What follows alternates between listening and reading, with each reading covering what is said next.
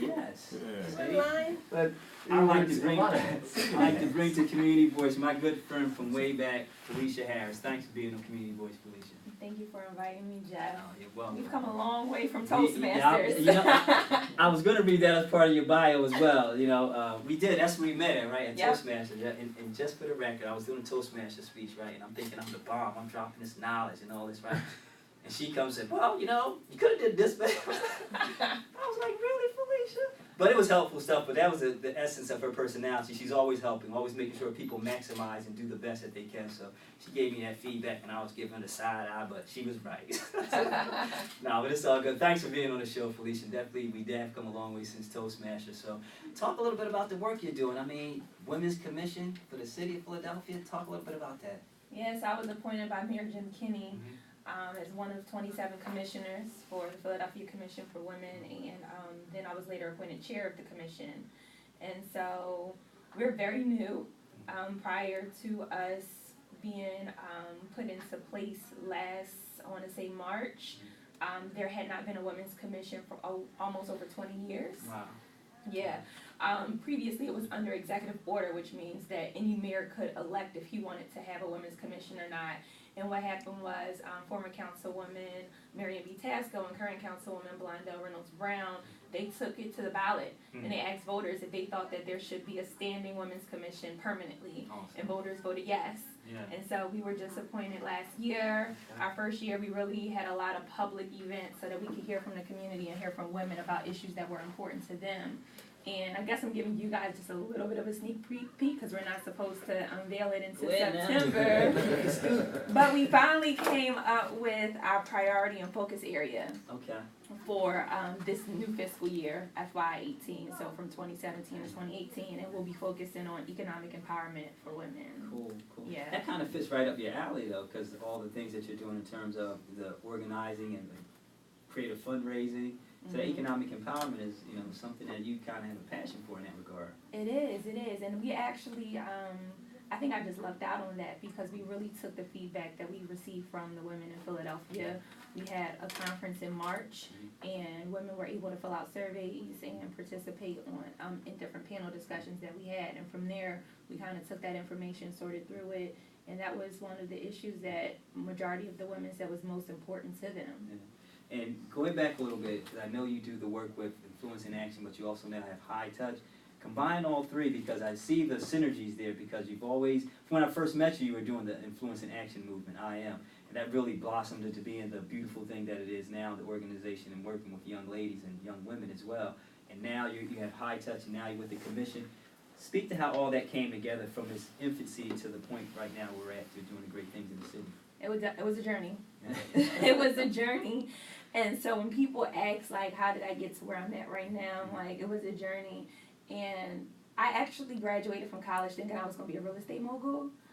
When I graduated, I already had my real estate license in New York City. I moved straight to New York. I had a job offer before I even graduated. Wow. I was an agent and also a loan officer, but I graduated in 2008. Oh, so that's like the Lord, the economy. Yeah. Mortgage bubble bust. Yeah, wrong year for that one, right?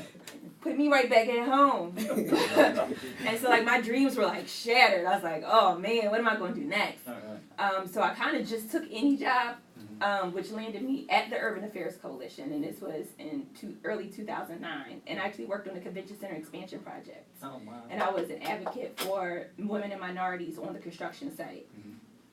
I don't know how I ended up there, but it was a job, and I had student loans, so I took it. But I always had a passion for mentoring because I was mentored growing up, and so I volunteered mentoring. And from there, while I stayed at the Urban Affairs Coalition, I always mentored in all my spare time with different programs. And from there, I had a concept to make mentoring convenient for young professionals, especially like myself. Like, we're still trying to figure it out. So it's kind of hard to commit to going somewhere every single week, for a certain time frame. Like, you kind of need a little bit more flexibility. And so that's where we came up with the idea for the Influence in Action movement. But at that time, it was called Philly Girl Talk and Philly Guy Talk, which you was one of the original mentors. I remember. And it was all online. It was a virtual mentoring program. And we engaged students online through different blogs and different topics. And from there, the Philadelphia Center for Arts and Technology had just opened up, and they were looking for like a little virtual mentoring piece, and they contracted us.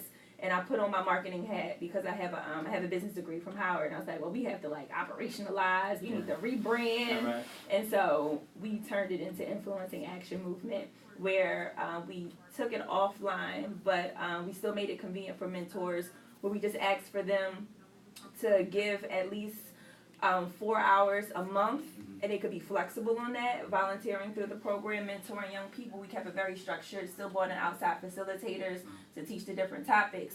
And in exchange, they did have they had membership dues, Right. but the membership dues was the mentoring piece, and in exchange, we actually gave them mentors. So we kind of grew the organization by offering young professionals, CEOs and executives who had 15 plus years of experience in their industry to help them break through their careers. Right, that's awesome. So in all that, that's a whole lot that you do, the kind of drive that you have. How did you gain such a drive, and like what leads to your passion in doing all this work? Well, I want to create generational wealth. Oh, she's dropping Jay-Z knowledge on us. That wasn't even. He stole it from me. Oh, If you've known me for years, I've always talked about building generational wealth in communities, and that's actually one of IM's underlying philosophies is to build generational wealth. Yes, indeed. So Jay, if you're listening, Well, you Jay, need to give her Jay some dropped money it for at this. 4:44, but Felicia had it at 3 p.m. That's a good one. Don't get it twisted. We love you, man. You know, 4:44 is nice, but she had it at 3 p.m. So how did that well besides the generational wealth, what made you want to get into that? I didn't want to get into it. It happened, Okay. and so I'm very spiritual. I'm religious too. I know. I feel like it's a difference between being spiritual and religious. I'm both. Okay. And I believe my religion has given me discipline. I'm a Baptist. Okay. And going through that process of not getting what I wanted, because I was raised to always have a 5-year plan from like the time I was 5. Always have a 5-year plan. My dad instilled that into me. And my mom was so hard on education. It was like a C is the dressed up D. A B is really like a C, so you need straight A's, and then even an A, you need A+.